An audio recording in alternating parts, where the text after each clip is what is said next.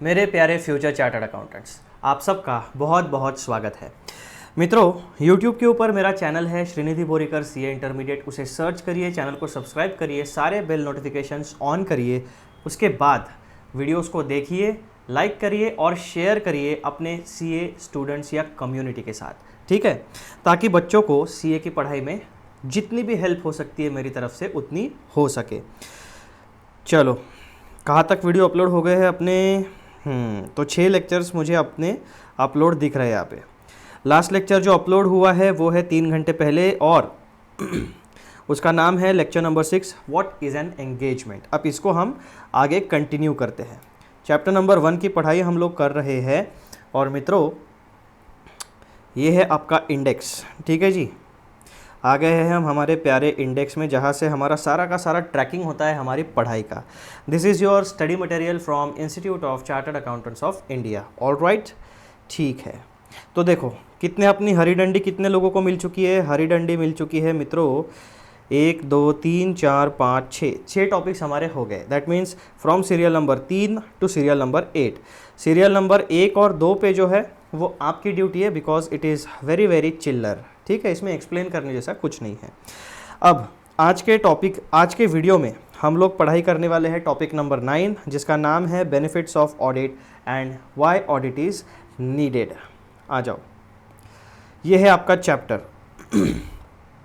ठीक है। तो आपको पेज नंबर 1.17 पे आपका टॉपिक मिलेगा, जिसका हेडिंग में आपको मिलेगा बेनिफिट्स ऑफ ऑडिट और उसके साथ एक क्वेश्चन जुड़ा हुआ है व्हाई ऑडिट इज़ नीडेड। तो इस टॉपिक को हम आज पूरा पढ़ने वाले। तो यहाँ पे आप देखो कितने पॉइंट्स आपको दिखते हैं, 1 2 3 4 5 6 7। दैट मीन्स ये जो सवाल है आपका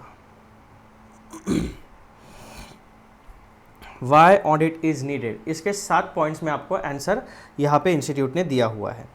that means why audit is needed, तो आपको आंसर में बताना है बेनिफिट्स ऑफ ऑडिट, यानी ऑडिट के क्या क्या बेनिफिट्स हैं जिनकी वजह से ऑडिट की ज़रूरत पड़ती है।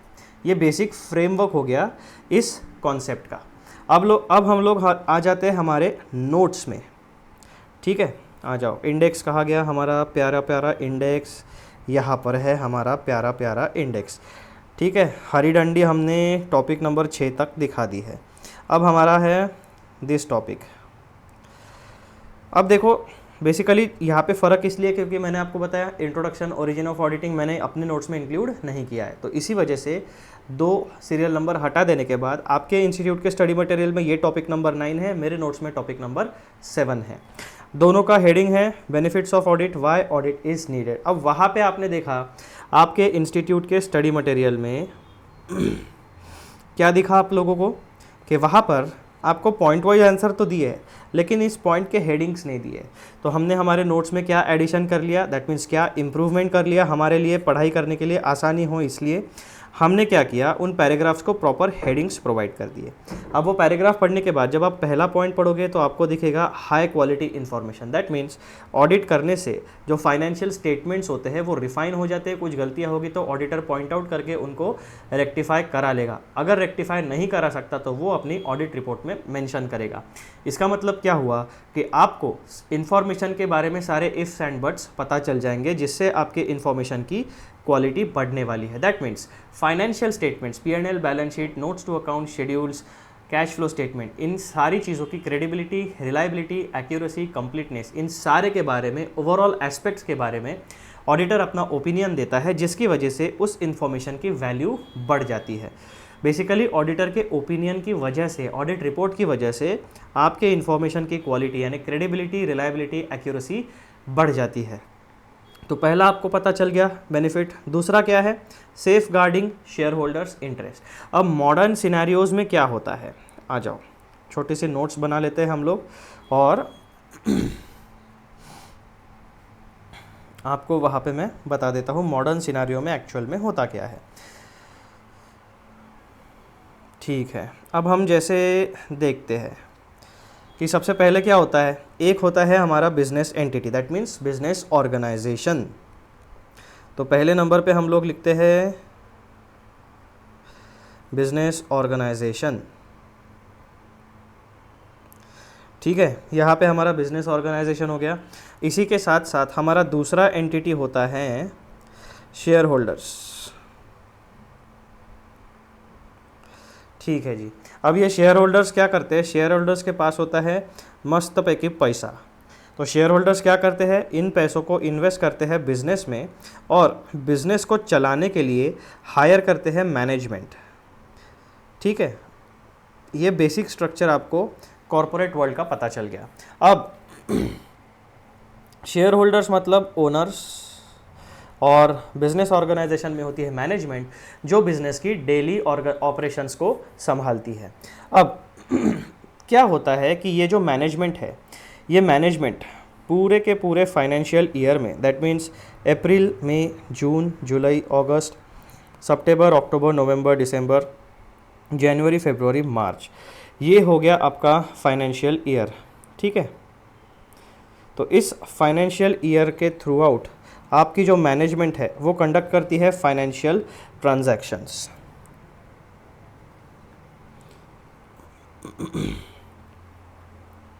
यहाँ पे आपका 1 अप्रैल को, अप्रैल, मई, जून, जुलाई, अगस्त, सितंबर, अक्टूबर, नवंबर, दिसंबर, जनवरी, फरवरी एंड मार्च, और यहाँ पे 31 अप्रैल को आपका, 31 मार्च को आपका फाइनेंशियल ईयर ख़त्म होता है। ये बेसिक स्ट्रक्चर आपको अपने फाइनेंशियल ट्रांजैक्शंस का पता चल गया। अब होता क्या है, ये जो बेचारे शेयर होल्डर्स होते हैं, इनको क्या होता है, इनके पास पैसा होता है, बिजनेस का सेंस होता है। ठीक है, लेकिन ये डेली बिजनेस ऑपरेशंस में इन्वॉल्व नहीं होते। ये क्या करते हैं, जो कॉम्पिटेंट लोग होते हैं, उन कॉम्पिटेंट लोगों को यानी मैनेजमेंट को अपना बिजनेस चलाने के लिए हायर करते हैं। अब एक ट्रस्ट का इशू आ जाता है।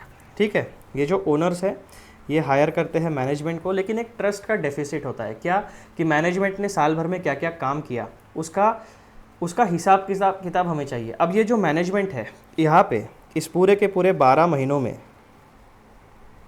इन 12 महीनों में मैनेजमेंट जो है, इन 12 महीनों में मैनेजमेंट फाइनेंशियल ट्रांजैक्शंस को एफटी यानी फाइनेंशियल ट्रांजैक्शंस को कंडक्ट करती है, जिसके 4 इम्पैक्ट होते हैं। एक होता है आपका इनकम, दूसरा होता है आपका एक्सपेंस, तीसरा होता है आपका एसेट और चौथा होता है आपकी लायबिलिटी। तो ये जो इनकम और एक्सपेंस है, this is a part of P&L, asset और लायबिलिटी है, this is a part of balance sheet. एक आपको आपका FP यानी फाइनेंशियल परफॉर्मेंस बताता है प्रॉफिट एंड लॉस के बारे में, और दूसरा बैलेंस शीट यानी आपको FP यानी फाइनेंशियल पोजीशन बताता है। यहाँ पे PERFORMANCE परफॉर्मेंस और पोजीशन, ये 2 चीज़ें आपको यहाँ से पता चलती है।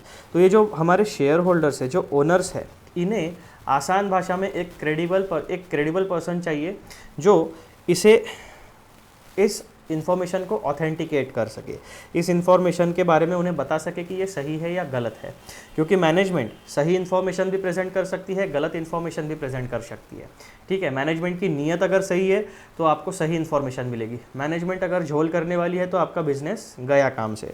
तो ऐसे केस में अभी हमारे पास कितनी एंटिटीज़ हो गई, entity number 1 is this, entity number 2 is this, और तीसरी एंटिटी अभी यहाँ पे एंटर होती है, जो एंटर होती है 31 मार्च के बाद, जिन्हें ये ओनर्स हायर करते हैं to conduct an audit of financial statements, यानी क्रॉस चेक करो, वेरीफाई करो और रिटर्न फॉर्मेट में हमें इनकम, एक्सपेंस, असेट, लायबिलिटी के बारे में जानकारी दो, यानी ओपिनियन अपना एक्सप्रेस करो। तो तीसरी एंटिटी हमारी एंटर होती है ऑडिटर की। ये जो ऑडिटर है ये होता है एक qualified chartered accountant, qualified CA। ठीक है, ये बेसिक स्ट्रक्चर आपकी चीज़ों का हो गया। अब वापस एक बार आते हैं और अपना पॉइंट रिकलेक्ट कर लेते हैं कि हम डिस्कशन क्या कर रहे थे।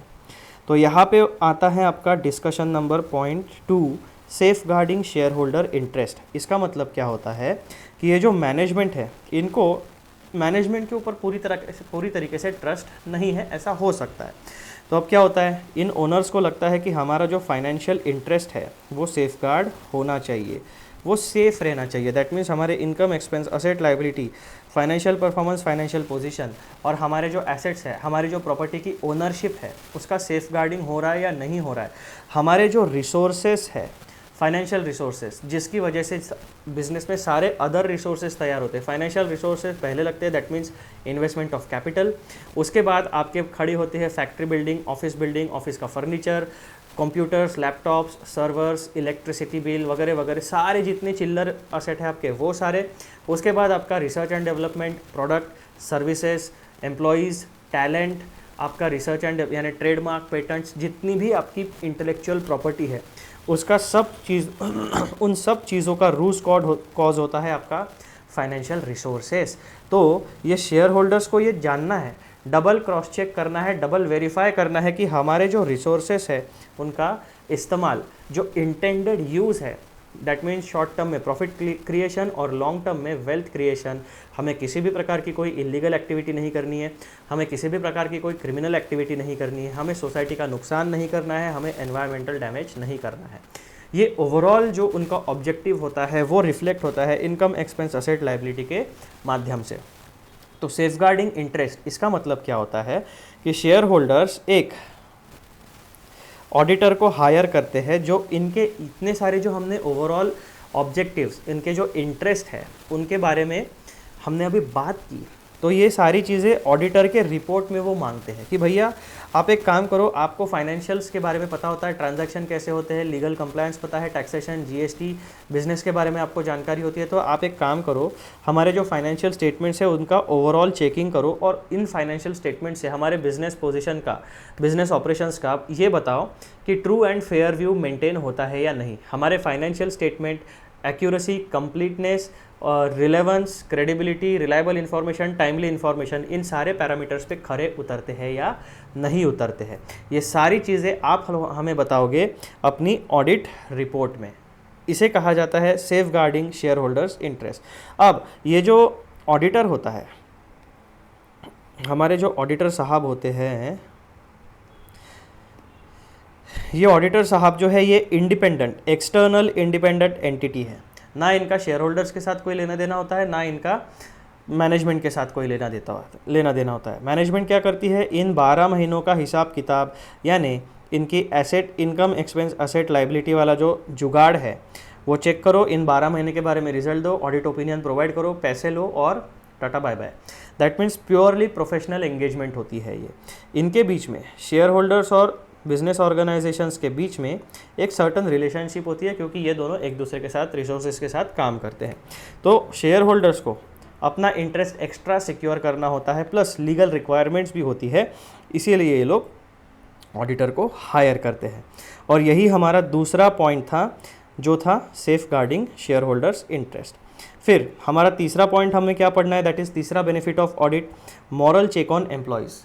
अगर कोई तीसरा व्यक्ति, जिसे आप भी नहीं जानते, ओनर भी नहीं जानते, वो न्यूट्रल होता है, वो अनबायस्ड होता है, उसका केवल एक ही काम है कि ट्रू एंड फेयर नेचर है या नहीं ये बताना। तो ऐसे में क्या होता है, एक जो आपके एम्प्लॉयज़ होते हैं वो क्या कर सकते हैं, एक दूसरे के साथ टीम अप करके आपके जो रिसोर्सेस है उसका गलत यूज़ कर सकते हैं, आपके साथ फ्रॉड कर सकते हैं। दैट मीन्स आपको जो बेनिफिट मिलना चाहिए, दैट मीन्स ओनर को जो बेनिफिट मिलना चाहिए वो ओनर को ना मिलते हुए आपका मिलने वाला बेनिफिट आपके फाइनेंशियल रिसोर्सेस यूज़ करके वो डाइवर्ट करके खुद के जेब में डाल लेंगे। दैट मीन्स फ्रॉड, यानी फाइनेंशियल फ्रॉड। जो प्रॉफिट शेयर होल्डर्स के जेब में जाना चाहिए वो रिसोर्सेज का मिसयूज़ करने के कारण डाइवर्ट होके एम्प्लॉयज़ के जेब में जा सकता है। तो ऐसे केस में क्या होता है, अगर कोई न्यूट्रल व्यक्ति आके कोई चेक करता है तो एम्प्लॉयज़ के मन में एक डर रहता है कि यार चेकिंग में अगर मिल गया तो क्या करेंगे, नौकरी चली जाएगी, जॉब सिक्योरिटी चली जाएगी, केस हो जाएगा, जेल जा सकते हैं, फाइन हो सकता है, बाद में कभी जॉब नहीं मिलेगा क्योंकि बदनामी हो जाएगी। ये सारे पैरामीटर्स होते हैं। तो इनका कहना क्या होता है, इसी वजह से ऑडिट एक मॉरल चेक रखता है एम्प्लॉयज़ के ऊपर। पॉइंट नंबर 4 में क्या कहते हैं, असिस्टेंस टू गवर्नमेंट अथॉरिटीज़। अब गवर्नमेंट को क्या काम होता है, जैसे मैंने आपको बताया, legal compliance, taxation compliance, environmental laws का कंप्लायंस, लेबर लॉज का कंप्लायंस, फैक्ट्री लॉज का कंप्लायंस, ठीक है। ये सारे कंप्लायंसेस को मिला के गवर्नमेंट को ये पता चलता है कि हमारे देश की इकोनॉमी किस तरीके से काम करती है। क्यों? क्योंकि गवर्नमेंट के पास इनकम, एक्सपेंस, असेट, लाइबिलिटी, इन चारों का डेटा फाइनेंशियल स्टेटमेंट्स के माध्यम से टैक्सेशन डिपार्टमेंट के पास यानी इनकम टैक्स के पास और जीएसटी डिपार्टमेंट के पास जमा होता है। उससे क्या पता चलता है? कौन से ऑर्गेनाइजेशन ने कितना इनकम जनरेट किया, कौन से ऑर्गेनाइजेशन ने कितना जीएसटी कलेक्ट किया, दैट मीन्स सेल किया। तो इसके हिसाब से हम जीडीपी बोलिए या अलग अलग पैरामीटर्स बोलिए इकोनॉमी के, इन सारों को माप सकते हैं। तो ऐसे अलग अलग तरीके के काम गवर्नमेंट को करने होते हैं। प्लस गवर्नमेंट को ये भी पता चलता है कि अगर कोई ऑर्गेनाइजेशन इनकम टैक्स रिटर्न्स जब भरती है, जब जीएसटी कंप्लायंस करती है, तो उसी के साथ साथ उस ऑर्गेनाइजेशन को पब्लिक प्रोविडेंट फंड यानी PF act, gratuity act, EPFO, इन सारी चीज़ों का कंप्लायंस करना पड़ता है। ठीक है, अगर 20 से ज़्यादा एम्प्लॉयज़ हो तो ऐसे केसेस में गवर्नमेंट को पता चल जाता है कि इकोनॉमी में employment generation year per year कितना हो रहा है, कम हुआ या ज़्यादा हुआ। तो बहुत सारे पैरामीटर्स होते हैं, बहुत सारी इन्फॉर्मेशन मिलती है फाइनेंशियल ऑडिट के कारण। तो ये है आपका चौथा बेनिफिट ऑफ ऑडिट। पांचवा बेनिफिट में हमें क्या देखना है? Reliability of lenders, reliability for lenders and bankers. जो लोग आपको उधार देते हैं बिजनेस चलाने के लिए, वर्किंग कैपिटल देते हैं, short term, long term loan देते हैं आपको, तो वो क्या है, पैसा दिया है तो वो देखते हैं कि आपकी रीपेमेंट की कैपेसिटी है या नहीं।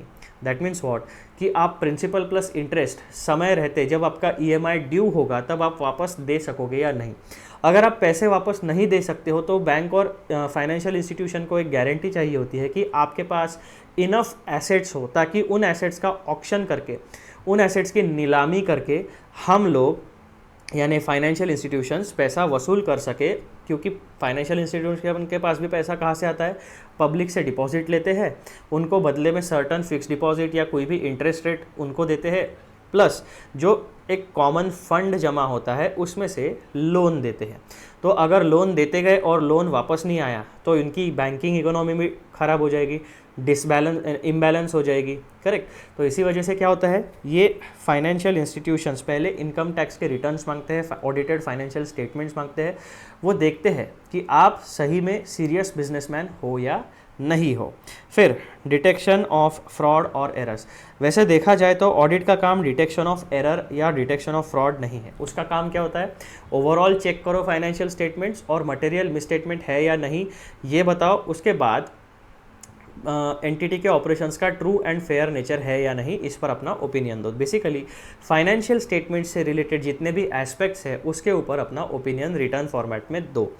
तो लेकिन इसका साइड बाय प्रोडक्ट क्या होता है, साइड इफेक्ट क्या होता है कि कभी कभी क्या होता है कि ऑडिटर को फ्रॉड या एरर मिल जाते हैं, अनइंटेंशनली मिल जाते हैं। ऑडिट का पर्पस इन्वेस्टिगेशन नहीं है, ऑडिट का पर्पस है ओपिनियन देना। ओवरऑल चेक करो, ओपिनियन दो। ठीक है, तो ऐसे केसेस में ये आपका बाय प्रोडक्ट हो जाता है, that means detection of fraud और एरर, इससे भी फायदा हो जाएगा। फिर point number 7, review of internal controls. अब पिछले वीडियोस में, पिछले टॉपिक्स में हमने देखा था इंटरनल कंट्रोल मीन्स व्हाट, कि एक ऑर्गेनाइजेशन है। अगर आपका मैन्युफैक्चरिंग यूनिट है तो हमने एग्जांपल लिया था मैन्युफैक्चरिंग यूनिट में इन्वेंट्री का। तो एक आप गुड्स मैन्युफैक्चर, कोई एक पर्टिकुलर गुड्स आप मैन्युफैक्चर करते हो, उस गुड्स को मैन्युफैक्चर करने के लिए आपको अलग अलग प्रकार के रॉ मटेरियल्स लगेंगे। एक प्रोडक्ट बनाने के लिए फॉर एग्जांपल आपको 15 प्रकार के रॉ मटेरियल्स लगते हैं, including metal, chemicals etcetera. Raw materials में आपको केमिकल लगता है, कुछ मेटेलिक मिनरल आपको लगता होगा वो, उसके बाद में आपको पैकिंग मटेरियल लगेगा, है ना, आपको लॉजिस्टिक्स लगेगा, बहुत सारी पूरी एक सप्लाई चेन होती है इन्वेंट्री से रिलेटेड। यानी रॉ मटेरियल कहाँ से खरीदना है पहले पॉइंट से लेकर आपको आपका मार्केट क्या है, फिनिश गुड्स आपको कहाँ पे बेचना है, तो एंड टू एंड आपकी एक सप्लाई चेन होती है। तो ऐसे केसेस में starting point of your production process to end point of your production process, इन दोनों के बीच में जितनी भी स्टेप्स होती है उन स्टेप्स को फॉलो करने के लिए, उन स्टेप्स को फॉलो करके प्रोडक्शन की क्वालिटी मेंटेन करने के लिए, प्रोडक्शन का टाइमिंग मेंटेन करने के लिए, उसके बाद में सारी चीज़ें प्रॉपरली हो, कॉस्ट को कम से कम रखने के लिए जितनी चीज़ें होती है उसको कहा जाता है इंटरनल कंट्रोल्स। जो स्टेप्स आप इंटरनली अपने ऑर्गेनाइजेशन में लेते हो from point 1 to the final point, उसे कहा जाता है इंटरनल कंट्रोल्स। उन स्टेप्स को अच्छे से फॉलो करने के लिए जो कंट्रोल्स, जो मॉनिटरिंग सिस्टम आप रखते हो उसे कहा जाता है इंटरनल कंट्रोल्स। तो उसका भी रिव्यू हो जाता है। क्यों? क्योंकि जब ऑडिटर अगर आपके बैलेंस शीट में और आपके P&L अकाउंट में अगर आपको ओपनिंग स्टॉक क्लोजिंग स्टॉक दिख रहा है तो ऑडिटर क्या करेगा, ओपनिंग स्टॉक का बैलेंस वेरीफाई करेगा, क्लोजिंग स्टॉक का बैलेंस वेरीफाई करेगा। उसके बाद में जो ईयर एंड में क्लोजिंग स्टॉक होगा उसका फिजिकल वेरिफिकेशन भी करेगा। वो देखेगा कि इन्वेंट्री आप कहाँ से खरीदते हो, खरीदने के बाद आपके बिल्डिंग में, आपके मैन्युफैक्चरिंग यूनिट में कैसे वो रिसीव किए जाते हैं, रिसीव करने के बाद उनका स्टोरेज प्रॉपर है या नहीं है, स्टोरेज प्रॉपर वो चेक करने के बाद वो देखेगा कि स्टोरेज से मैन्युफैक्चरिंग के लिए इन्वेंट्री इशू कैसे की जाती है, उसका रिकॉर्ड है या नहीं। मैन्युफैक्चरिंग में आने के बाद वर्क इन प्रोग्रेस आपका कितना होता है, फिनिश गुड्स कितने होते हैं ये देखेंगे। वर्क इन प्रोसेस और फिनिश गुड्स को स्टोर करने का काम किस तरीके से किया जाता है वो देखेगा। और उसके बाद में फैक्ट्री से जब इन्वेंट्री यानी फिनिश गुड्स आपके बाहर जाते हैं तो किस तरीके का आपका डॉक्यूमेंटेशन होता है वो सारी चीज़ें देखेगा। तो बेसिकली इन्वेंट्री का पूरा पेपर ट्रेल चेक करते करते क्या हो जाएगा, साथ ही साथ वो इंटरनल कंट्रोल्स का भी चेकिंग साइमल्टेनियसली हो जाता है। तो मित्रों इस तरीके से ये 7 प्रकार के बेनिफिट्स होते हैं ऑडिट के। अब ये एग्जॉस्टिव लिस्ट नहीं है, that means this is not the complete list. Audit के बहुत सारे बेनिफिट्स में से जो मेन बेनिफिट्स है, जो कोर बेनिफिट्स है, जो हमसे रिलेटेड है, जो एग्ज़ाम में आ सकते हैं, वो इंस्टीट्यूट ने हमें हमारे स्टडी मटेरियल में दिए हैं। 7 बेनिफिट्स है, हम 7 पढ़ेंगे। अगर एग्ज़ाम में ये क्वेश्चन आता है कि बेनिफिट्स ऑफ ऑडिट क्या है वो बताओ, या ऑडिट क्यों ज़रूरी है वो बताओ, तो आप ये 7 पॉइंट्स तो लिखोगे ही। इसके अलावा अगर आपको कोई और पॉइंट पता है तो आप वो भी लिख सकते हैं, है ना।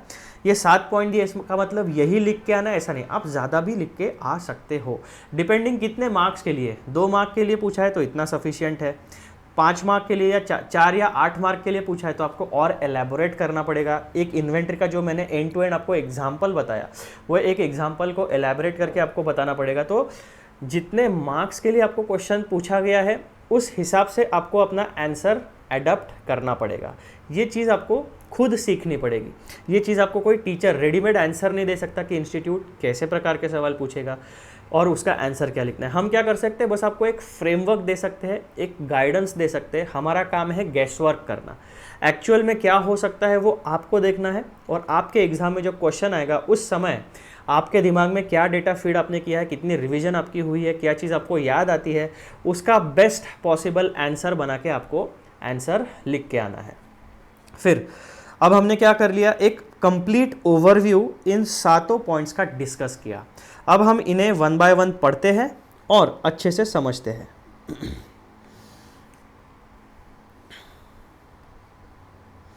ये है हमारा टॉपिक जिसका नाम है बेनिफिट्स ऑफ ऑडिट। ठीक है, आ जाओ। तो सबसे पहला हाई क्वालिटी इंफॉर्मेशन, उसमें 3 पॉइंट आपको ध्यान में रखना है। ऑडिट की वजह से हमें क्या मदद मिलती है, हाई क्वालिटी इंफॉर्मेशन मिलती है। Point number 1, audited accounts provide high quality information, यानी इनकम एक्सपेंस असेट लायबिलिटी, उनकी क्रेडिबिलिटी बढ़ जाती है। फिर पॉइंट नंबर 2 क्या है, users gain confidence in the qualitative nature of information, यानी हाई क्वालिटी इंफॉर्मेशन हमने यहाँ पे बताया, और जो यूज़र्स है उनको एक कॉन्फिडेंस आता है कि ऑडिट रिपोर्ट मिलने के बाद जो हमारे इनकम एक्सपेंस असेट लायबिलिटी है उनको एक रीजनेबल एश्योरेंस मिलता है, उनको एक कॉन्फिडेंस मिलता है कि हमारे जो इनकम एक्सपेंस असेट लायबिलिटी की जो इन्फॉर्मेशन फाइनेंशियल स्टेटमेंट्स ने रिफ्लेक्ट की है वो true and fair nature of business operations को डिपिक्ट करती है। ठीक है, पॉइंट नंबर 3 में हमें क्या पता चलेगा, the information results from an exercise adhering to globally recognised auditing standards, यानी जो इन्फॉर्मेशन आपको ऑडिट करने के बाद मिलती है, दैट मीन्स ऑडिट रिपोर्ट, उनको रिकॉग्नाइज्ड ऑडिटिंग स्टैंडर्ड्स को फॉलो करके परफॉर्म किया जाता है, जिसका रिजल्ट होता है कि आपको एक ऐसी इन्फॉर्मेशन मिलती है जिसकी क्वालिटी बहुत ज़्यादा है। अब यहाँ पे ग्लोबली रिकॉग्नाइज्ड ऑडिटिंग स्टैंडर्ड्स हम लोगों ने बोला है to give it a global perspective, लेकिन जब हम भारत के पर्सपेक्टिव में बात करेंगे तो हम कोई भी ऑडिट की जो प्रोसेस है फाइनेंशियल ऑडिट की, उसको स्टैंडर्ड्स ऑन ऑडिटिंग को फॉलो करते हुए ही परफॉर्म करेंगे। अगर कोई स्टैट्यूट या कोई लीगल प्रोविज़न आपको ये बताती है कि इस पर्टिकुलर ऑडिटिंग स्टैंडर्ड को, यानी ग्लोबल ऑडिटिंग स्टैंडर्ड को या लोकल ऑडिटिंग स्टैंडर्ड को या डोमेस्टिक ऑडिटिंग स्टैंडर्ड को फॉलो करना है, तो एक ऑडिटर की वो जिम्मेदारी बनती है कि आप उन चीज़ों को फॉलो करें। अगर कोई भी लीगल प्रोविज़न ये नहीं बताती, तो हमारा इंस्टीट्यूट ऑफ चार्टर्ड अकाउंटेंट्स ने क्या प्रोविज़न लगा के रखी है कि जो भी क्वालिफाइड चार्टर्ड अकाउंटेंट है, जो रजिस्टर्ड है इंस्टीट्यूट ऑफ चार्टर्ड अकाउंटेंट्स के साथ और जो प्रैक्टिस करता है चार्टर्ड अकाउंटेंसी प्रोफेशन में, जो ऑडिट के एंगेजमेंट्स लेता है, जो साइन करता है ऑडिट रिपोर्ट के ऊपर, उसमें अपना स्टैम्प मारता है, अपना प्रैक्टिस यानी मेंबरशिप नंबर लिखता है, उसको हमेशा जब भी वो फाइनेंशियल स्टेटमेंट्स का ऑडिट करेगा, जब भी वो एश्योरेंस देगा, किसी को रीजनेबल एश्योरेंस देगा अपने ऑडिट रिपोर्ट में, तो उसको हमेशा institute of chartered accountants of India ने जो स्टैंडर्ड्स ऑन ऑडिटिंग इशू किए हैं, उसमें से जो भी उसके ऑडिट के लिए रिलेवेंट स्टैंडर्ड्स है, उसको फॉलो करके ऑडिट की प्रोसेस को परफॉर्म करना है। और उसने कौन से ऑडिट की प्रोसीजर्स फॉलो की है, क्या क्या उसे ऑडिट एविडेंस मिला है, उसका प्रॉपर डॉक्यूमेंटेशन उसे करना पड़ेगा। उस डॉक्यूमेंटेशन को, उसके काम के डॉक्यूमेंटेशन को कहा जाता है ऑडिट वर्किंग पेपर्स। ठीक है, ये सारी चीज़ें आपको फॉलो करनी पड़ेगी। तो ये होता है पॉइंट नंबर 1 का discussion regarding high quality information. अब पॉइंट नंबर 2 के ऊपर आते हैं, safeguarding share holder interest. इसमें हमें सबसे पहला पॉइंट क्या मिलेगा, shareholders may not be involve in the daily affairs of the company. अब जहाँ पे हमारा रोज़ प्रेजेंस नहीं रहता है, वहाँ पर हमारा कंट्रोल भी उतना नहीं रहता है। अगर कोई शेयर होल्डर या कोई इन्वेस्टर है, वो साल में कम से कम 5-6 बार अगर कंपनी में जाता होगा, तो बस उतनी ही उसकी विजिट है। कौन सा एम्प्लॉय क्या काम करता है, उसका आउटपुट क्या मिलता है, हमें फ़ायदा होता है या नुकसान होता है, ये सारी चीज़ें संभालने के लिए उसने मैनेजमेंट को हायर किया है। अब मैनेजमेंट के ऊपर उसका ट्रस्ट है, लेकिन वो एक और बार इंश्योर करना चाहता है, वो सेकंड ओपिनियन लेना चाहता है कि मैनेजमेंट जो काम करती है वो सही है या नहीं है, और उसकी मदद उसमें ऑडिटर करते हैं। ठीक है, तो इसी वजह से जो शेयर होल्डर्स हैं वो ऑडिटर्स को हायर करते हैं to cross check the affairs of the company.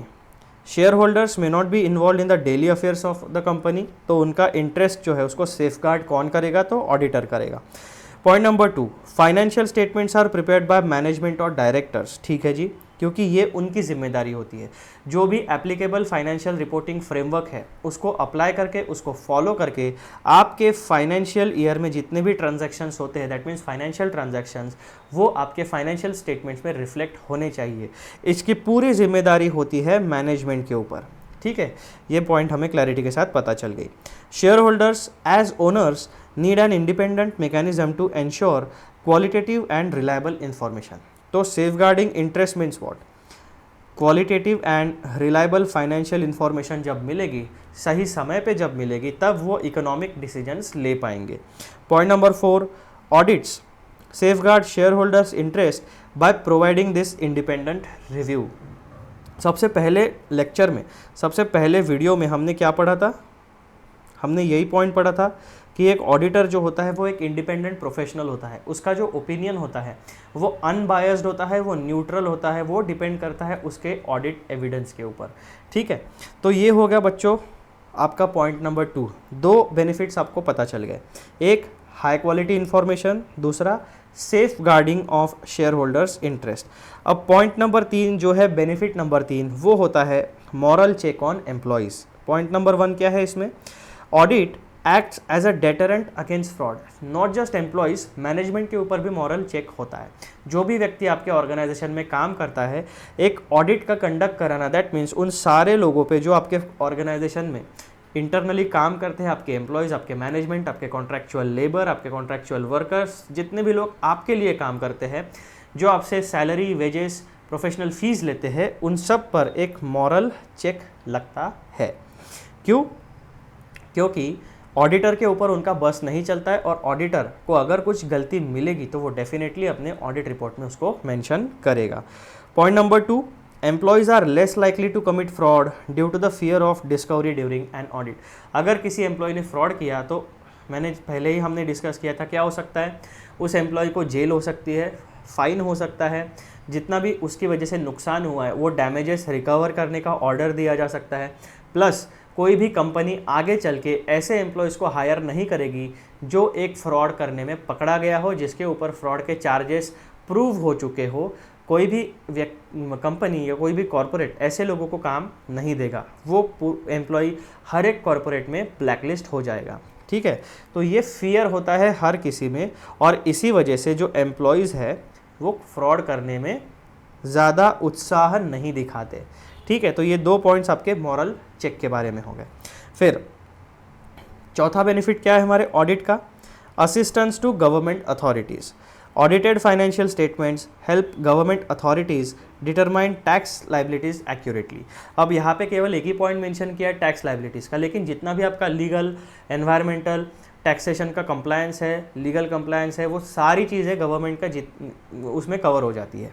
ठीक है, फिर पॉइंट नंबर 5 में आपका आता है reliability for lenders and bankers. Lenders and bankers can rely on audited financial statements for making informed credit decisions.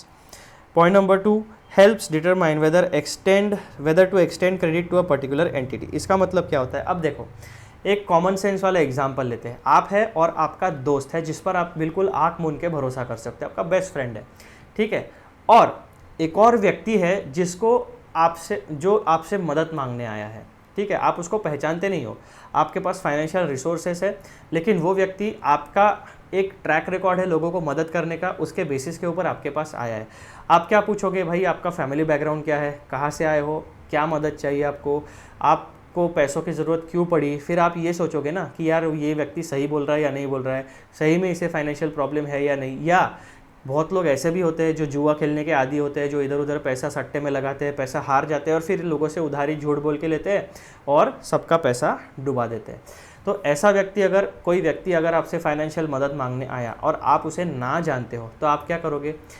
आपके और उसके बीच में कोई कॉमन कॉन्टैक्ट है या नहीं वो ढूंढोगे। तो आपको ये कॉमन कॉन्टैक्ट ढूंढते ढूंढते आपको आपका बेस्ट फ्रेंड मिला जिसका ये दोस्त है, यानी आपका बेस्ट फ्रेंड इस व्यक्ति को पहचानता है। आप क्या करोगे? सबसे पहले अपने बेस्ट फ्रेंड को फ़ोन करोगे उससे मिलने के बाद, इस जो व्यक्ति मदद मांगने आया है। आपके दोस्त को पूछोगे यार ऐसा ऐसा व्यक्ति मुझसे पैसे मांगने आया था, क्या उसको मदद करनी चाहिए या नहीं करनी चाहिए? फिर आपका दोस्त अगर बोलता है कि हाँ यार कर दे मदद, वो सही में तकलीफ़ में है, तो आपका उस व्यक्ति के ऊपर भरोसा नहीं है, लेकिन आपका भरोसा है अपने दोस्त के शब्दों के ऊपर, तो आप उसे मदद कर दोगे। सिमिलरली जो ऑडिटर है वो आपका बेस्ट फ्रेंड है, जो मैनेजमेंट है वो फाइनेंशियल हेल्प मांगने आया व्यक्ति है, और आप जो हो जिसके पास फाइनेंशियल रिसोर्सेस है वो है ओनर यानी इन्वेस्टर ऑफ द कंपनी। अब इन्वेस्टर क्या करता है? स्टार्टअप में या किसी को पैसे देने से पहले या मैनेजमेंट को पूरा भरोसा करने से पहले आपका जो बेस्ट फ्रेंड है ऑडिटर, उससे ऑडिट ओपिनियन मांगेगा, यार इसने जो काम किया है वो सही है कि नहीं बता, और पैसा बिजनेस में लगाऊँ या नहीं लगाऊँ, जितने रिसोर्सेस मैंने दिए हैं उसका सही तरीके से इस्तेमाल किया है या नहीं किया है। आप पूरा एक इन्फॉर्मेशन का लूप बनाओगे आपके तीनों के बीच में। तो इसकी वजह से क्या होता है, जो एक्सटर्नल पार्टीज़ होती है उनको भी फ़ायदा होता है, जैसे फाइनेंशियल इंस्टीट्यूशंस। अब जो न्यूट्रल व्यक्ति है, जैसे वो आपका फ्रेंड है, वैसे ही वो बैंकिंग इंस्टीट्यूशंस का भी फ्रेंड है। बैंकिंग इंस्टीट्यूशन भी institute of chartered accountants of India के सर्टिफाइड व्यक्ति के ऊपर भरोसा करती है कि एक चार्टर्ड अकाउंटेंट का अगर सर्टिफिकेट है तो दैट सर्टिफिकेट इज़ जेन्युइन, ऐसा अज्यूम कर लेते हैं सब लोग। तो जो ऑडिट रिपोर्ट है वो भी जेन्युइन है, ऐसा सब लोग इस अजम्पशन पर चलते हैं, और उसके बेसिस पर आपको लोन वगैरह सारा मिलना आसान हो जाता है, या गवर्नमेंट ग्रांट मिलना भी आसान हो जाता है। तो ये होती है आपकी रिलायबिलिटी। ठीक है, जब आपका कोई स्पेशल ट्रैक रिकॉर्ड नहीं है तो एक ऑडिटर आपके फाइनेंशियल स्टेटमेंट्स को ऑडिट करके उसका ट्रैक रिकॉर्ड एस्टैब्लिश करा सकता है। फिर आते हैं हम लोग पॉइंट नंबर 6 के ऊपर, जो है detection of fraud and errors. अब ये फ्रॉड और एरर की बात हमने अभी देखी थी, मॉरल चेक ऑन एम्प्लॉयज़।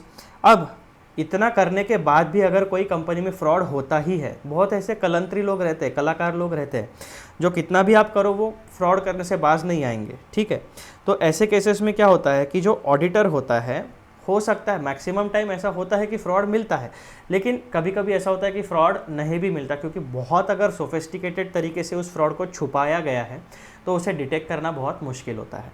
तो ऐसे केसेस में क्या होगा, audit may uncover fraud, error or both, thus enhancing the accuracy of financial statements. तो इसमें सर्टेनिटी नहीं है कि फ्रॉड डिटेक्ट होगा ही या नहीं होगा, लेकिन चांसेस, प्रोबेबिलिटी बहुत ज़्यादा है। और इसके साथ साथ मॉरल चेक भी क्रिएट कर देता है ना। तो जो आपके चांसेस है फ्रॉड होने के वो रिड्यूस हो जाते हैं टू अ ह्यूज एक्सटेंट।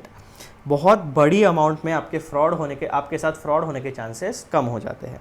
फिर पॉइंट नंबर 7 यानी बेनिफिट नंबर 7 में आप क्या लिखोगे? Review of internal controls. तो एक जो बिजनेस होता है, जो हमने इन्वेंट्री का एग्जाम्पल लिया, वही इंटरनल कंट्रोल अभी इन्वेंट्री से हटा के आप फिक्स्ड असेट पे डाल दो। आपकी जितनी भी वैल्यूएबल मशीनरी है, जो भी टूल्स है, स्पेयर्स है, वो सारी चीज़ें, रॉ मटेरियल है, इन्वेंट्री है, फर्नीचर्स है, फिक्सचर्स है, लैपटॉप्स है, आपके डेस्कटॉप है, डेस्कटॉप को या जो आपका सीपीयू होता है उसमें बहुत वैल्यूएबल चीज़ें होती है, जैसे आपका प्रोसेसिंग मेमोरी हो गया, ग्राफिक्स कार्ड हो गया, एसएसडी हो गया। तो लोग सीपीयू खोल के उसके अंदर का मटेरियल भी चोरी करके लेके जाते हैं। तो इस तरीके के बहुत सारे छोटे छोटे एसेट्स होते हैं जिसका एक ह्यूज मशीनरी बनती है, जिसे हम बिजनेस ऑर्गेनाइजेशन कहते हैं।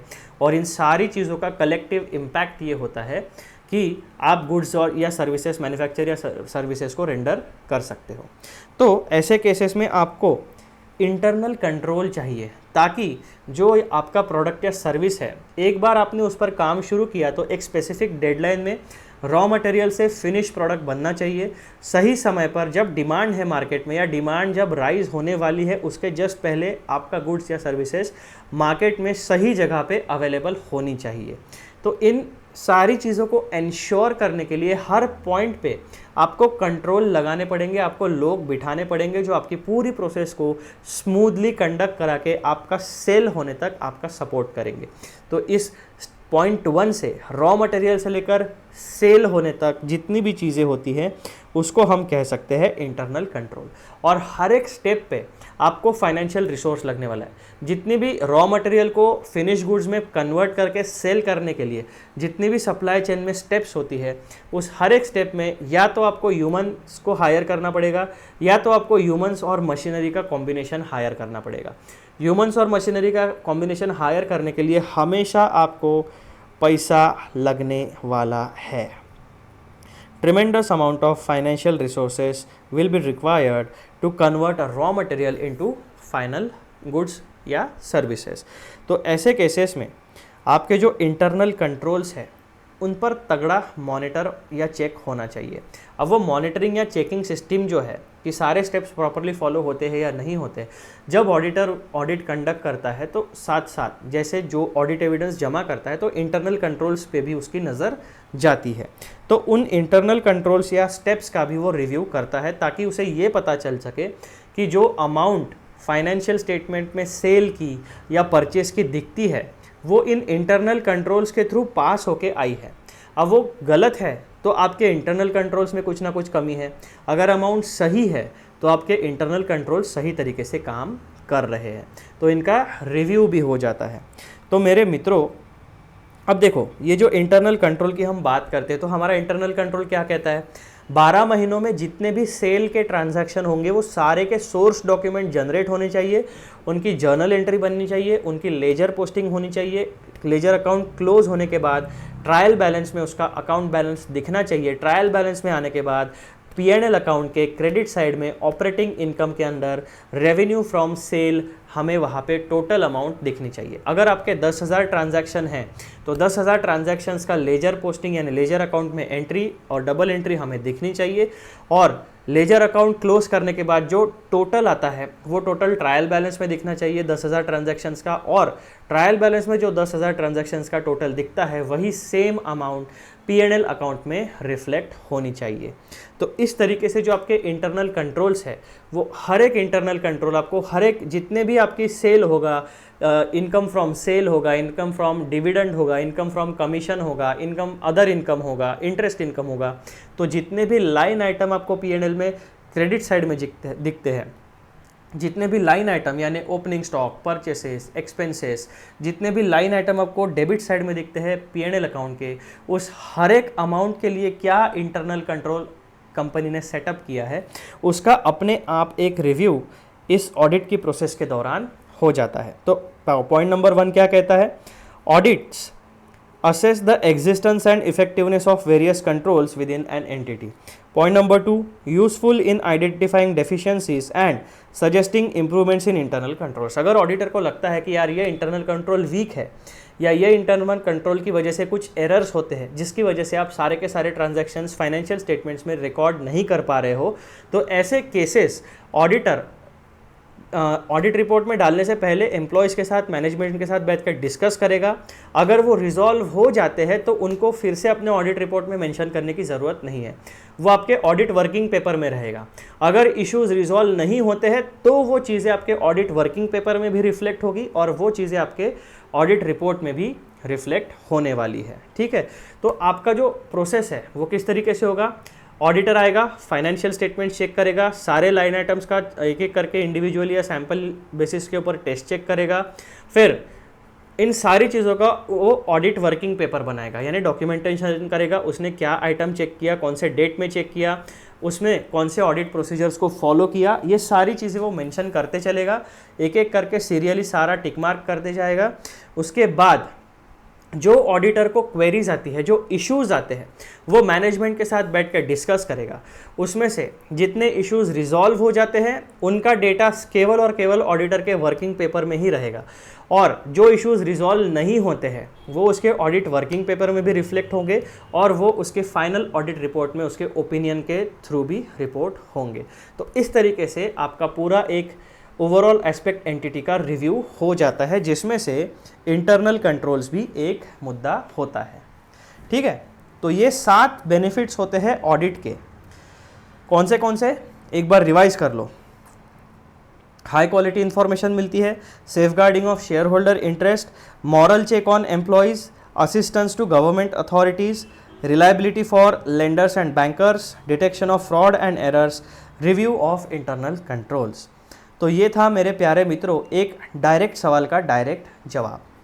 अब आपको ऑडिट के एग्ज़ाम पेपर में अगर आप इसका अच्छे से हेडिंग देखोगे तो यही से आपको 2 प्रकार के सवाल मिल जाएंगे। पहला सवाल इंस्टीट्यूट पूछ सकता है बेनिफिट्स ऑफ ऑडिट क्या है, तो भी आपको सेम आंसर लिखना है।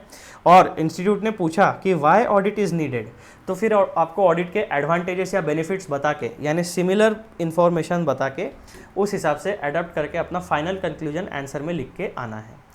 तो इंस्टीट्यूट क्वेश्चन घुमा के पूछ सकता है, ठीक है, लेकिन आपका आंसर उससे नहीं बदलेगा। आपको ये समझते आना चाहिए, जब आपके दिमाग में कॉन्सेप्चुअल क्लैरिटी होगी, जब आपने इंस्टीट्यूट का स्टडी मटेरियल अच्छे से पढ़ा होगा, तब आपको ध्यान में आ जाएगा कि इंस्टीट्यूट किस तरीके के सवाल पूछता है, कैसे घुमाता है। तो इसीलिए अगर आप नोट्स रेफ़र करते हो तो आप करिए, लेकिन एक ओवरव्यू आपका हर एक, जैसे आपने किसी का क्लास अटेंड किया है तो उन क्लास में उन सर या मैम के आप नोट्स यूज़ करिए, उसमें कोई प्रॉब्लम नहीं है। लेकिन साथ साथ जैसे अब अगर मैं आपको ये पढ़ाता हूँ benefits, why benefit is needed, तो इस नोट्स के साथ साथ आप एक बार नज़र इंस्टीट्यूट के मटेरियल भी घुमा दो कि उसने हेडिंग किस तरीके से दिया है, स्टाइलिंग क्या है ना, किस तरीके के क्वेश्चन इंस्टीट्यूट पूछता है, लैंग्वेज किस तरीके की है। तो ये पढ़ाई के साथ साथ हमें अपना माइंड को कल्टिवेट करना है, क्योंकि हमारा अल्टीमेट गोल क्या है, 3 घंटे का पेपर, 15 मिनट का हमें पेपर पढ़ने का टाइम, यानी 3.25 घंटे हमारा माइंड एक सब्जेक्ट के ऊपर पूरा अलर्ट, शार्प और एक्टिव रहना चाहिए, दिमाग थकना नहीं चाहिए। तो अभी आप जो पढ़ाई करोगे एग्ज़ाम, सितंबर एग्ज़ाम होने तक आपकी, तो उसमें पूरा का पूरा आपको यही प्रैक्टिस करना है। 3.25 घंटे तक आपका माइंड थकना नहीं चाहिए, आपकी आंखें थकनी नहीं चाहिए, आपका हाथ थकना नहीं चाहिए, उंगलियों में दर्द नहीं होना चाहिए, पीठ, बॉडी में कहीं पे पेन नहीं होना चाहिए। 3.25 घंटे तक पूरा का पूरा फोकस आपको यही करना है। तो जब आप 60 डेज़, अभी कौन सा महीना चालू है, आज की डेट से जब तक आपका एग्ज़ाम नहीं आ जाता सितंबर में, जुलाई अगस्त है ना, सितंबर, तो अभी जून का एंडिंग शुरू हो गया है, जुलाई अगस्त 2 महीना है, 60 डेज़ आप एवरेज में पकड़ लो। तो 60 डेज़ आपको हमेशा यही प्रैक्टिस करना है। एक बार पढ़ाई को बैठे कि 3.25 घंटे की पढ़ाई का आपको मैराथन लगानी ही है। उसमें ना आपको टॉयलेट लगनी चाहिए, ना आपको प्यास लगनी चाहिए। प्यास लगी तो ठीक है, पानी की बोतल लेके बैठो, लेकिन एक जगह से आपको उठना नहीं है, ठीक है। आपके दिमाग में उन 3.25 घंटे तक, अगर आप ऑडिट की पढ़ाई करते हो तो ऑडिट के ही थॉट्स रहने चाहिए, ऑडिट के कॉन्सेप्ट्स ही दौड़ने चाहिए। अकाउंट्स की पढ़ाई करते हो तो 3.25 घंटे तक केवल ऑडिट का ही ध्यान रखो, फिर उठ जाना, फिर ब्रेक ले लेना। लेकिन ऐसा मत करना कि 1 घंटा पढ़ लिया, 2 घंटा पढ़ लिया, 3 घंटा पढ़ लिया। मेरे ओपिनियन में, ये मेरा पर्सनल ओपिनियन है, अगर आप खुद को इम्प्रूव करना चाहते हो, अगर आप अपना परफॉर्मेंस एग्ज़ाम में इम्प्रूव करना चाहते हो, तो 3.25 घंटे का स्टडी प्लान बना के बैठिए, क्योंकि एग्ज़ाम में आपको 3 घंटे में पूरा का पूरा 100 मार्क का पेपर लिखना है।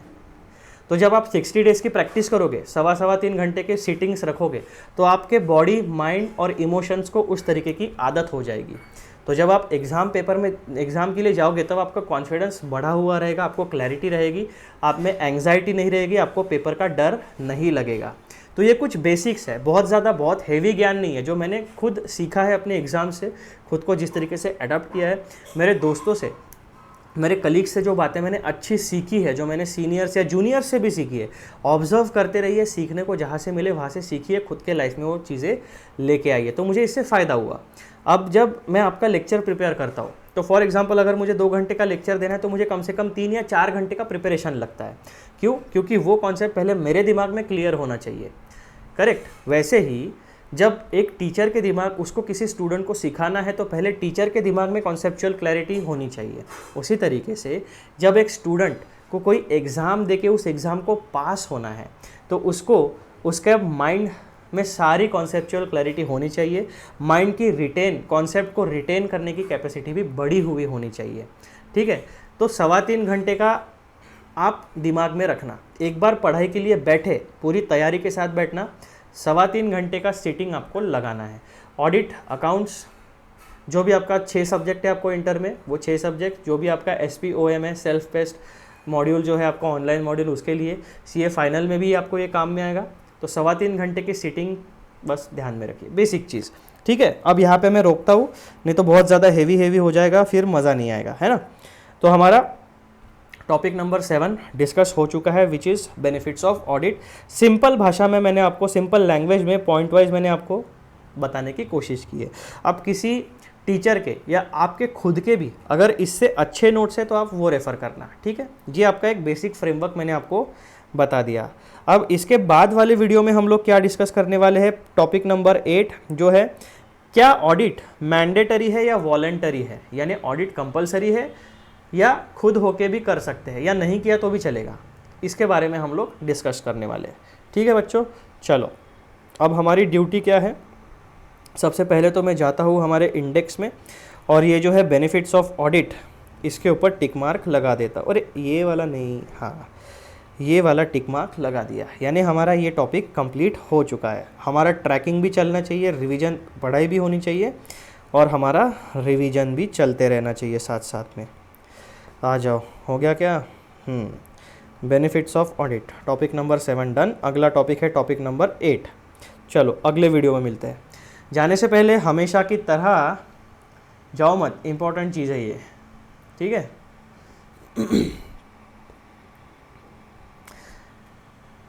ये है चैनल YouTube के ऊपर, इसका नाम है श्रीनिधि बोरीकर CA इंटरमीडिएट। इसको ढूंढिए, सर्च करिए, सब्सक्राइब करिए, सारे बेल नोटिफिकेशन ऑन करिए। उसके बाद वीडियोस को देखिए, अगर आपको पसंद आए तो वीडियोस को लाइक करिए और अपने CA दोस्तों के साथ, यानी जो CA की पढ़ाई कर रहे हैं, CA इंटर की पढ़ाई कर रही है, जिन्हें ऑडिट के क्लासेस की ज़रूरत है, उनके साथ ये चैनल ज़रूर शेयर करिए। उन बच्चों को, जो बच्चे ऑडिट की पढ़ाई कर रही है, मेरा पूरा कॉन्फिडेंस है कि इन वीडियो लेक्चर से उन्हें बहुत अच्छा फ़ायदा होने वाला है। ठीक है। चलो अगले वीडियो में मिलते हैं, तब तक के लिए बाय बाय।